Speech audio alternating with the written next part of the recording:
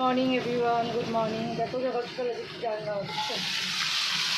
মাছের মাথা দিয়ে মুগ ডাল, ভাজা মুগ ডাল। এখন সকালবেলা রান্না হচ্ছে মাছের মাথা দিয়ে মুগ ডাল। একটু হোল্ড করো, দেখাচ্ছি, অনেক কাজ আসবে। দেখি মাছগুলো ভাজা হয়ে গেছিলো। মাছগুলো ভাজা হয়ে গেছে, এবার আমি একটু তুলে নেবো মাছগুলো একে একে।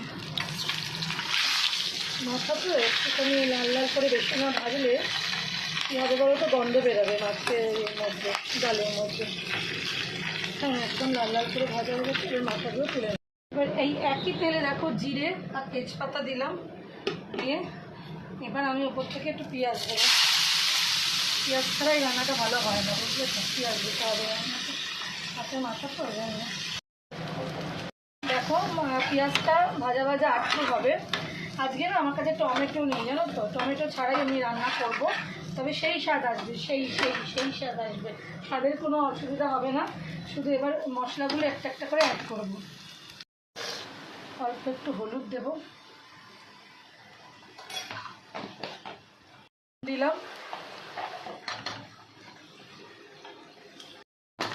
সবই দিব একটু অল্প অল্প করে।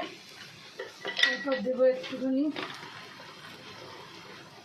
ধনে গুঁড়ো, জিরে গুঁড়ো, আর একটুখানি শুকনো লঙ্কা। একটু ঝাল হলে ডালটা খেতে ভালো লাগবে। মাছের মাথা যেহেতু আছে, তার সাথে অল্প একটু পরিমাণে দেবো চিনি।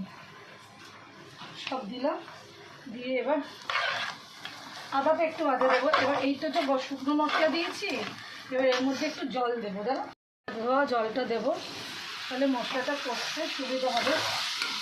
একটু কষতে পারে দিতে আমি ততক্ষণে ডালটা একটু দেখে নিই। একটুখানি এটা কষা কষা হোক, একটু বাদে আমি এর মধ্যে আদা বাটাটা অ্যাড করব।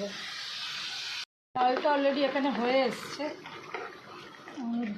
ভালো মতন একটু কাটা দিচ্ছি, ভাজা মুগের ডাল, এটা একটু ভালো মতন কাটা না দিলে না ডালটা গলবে না।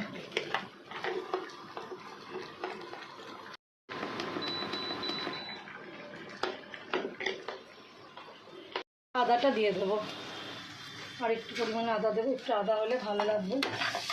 দিয়ে একটু নাড়াচাড়া করে এবার ওই ডালটা যে ফুটছে না ওখানে, ডালটা এর মধ্যে অ্যাড করবো, বুঝলে। একটু নাড়াচাড়া করে নিই,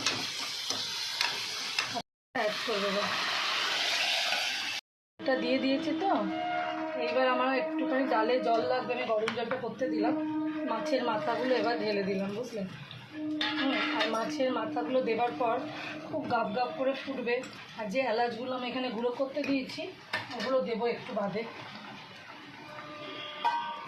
এখানে ডালটা একটুখানি জল লাগবে, একটু গরম জল করে অ্যাড করে দিলাম।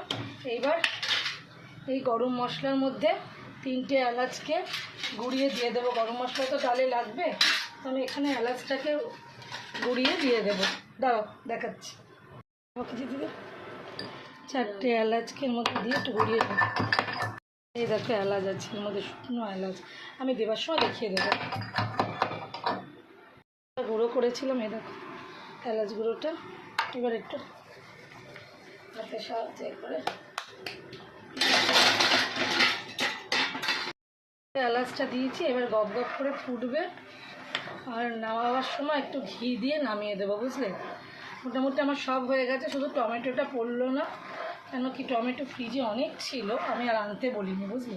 রান্না শেখার সময় একটা জিনিস শিখেছিলাম, যা নেই তাই ছাড়াই আমাকে রান্না যেদিন দরকার নামিয়ে দিতে হবে। নেই তো নেই, ব্যাস। একটা টমেটোর জন্য কি আর মাছের মাথা দিয়ে ডাল হবে না। ওই এসছে, একটু ঘি দিয়ে নামিয়ে দেবো। এলাচটা এই জন্য একটু দিয়ে দিলাম, যাতে গন্ধটা ওঠে।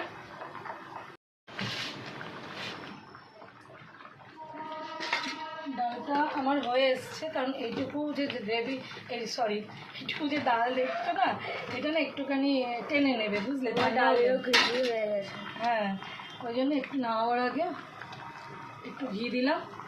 একটু সুন্দর করে ঘি দেবে, একটু বেশি করে দেবে, তাহলে ভালো লাগবে। ঘি দিয়ে একটুখানি নেড়ে আমি এবার বন্ধ করে দেবো, কারণ এইটা বসে যাবে, বুঝলে। আর বসে যদি যায় একদম গামাখা গামাখা হয়ে যাবে। তাহলে হয়ে গেল আমার মুগের ডাল। আর না আবার আগে আমি এখানে 4টে কাঁচা লঙ্কা দিয়ে দেবো, একটু চেরা কাঁচা লঙ্কা, যাতে কাঁচা লঙ্কা স্মেলটা ওঠে। দিয়ে আমি ডালটা অফ করে দেবো। একটু নাড়িয়ে দিলাম ভালো করে, নাড়িয়ে দিয়ে ঘিয়ের গন্ধটা রেখে আমি ডালটা বন্ধ করে দিলাম। হয়ে গেল তাহলে আমার ডাল।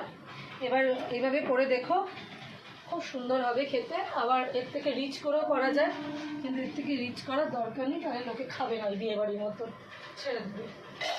কেমন লাগলো অবশ্যই জানিও, একটা লাইক কমেন্ট শেয়ার করো, লাইক কমেন্ট অন্তত করোই, অবশ্যই জানিও। ঠিক আছে, চলো টাটা বন্ধুরা, পরে আবার কথা হচ্ছে তোমাদের সাথে। Tata, bye bye.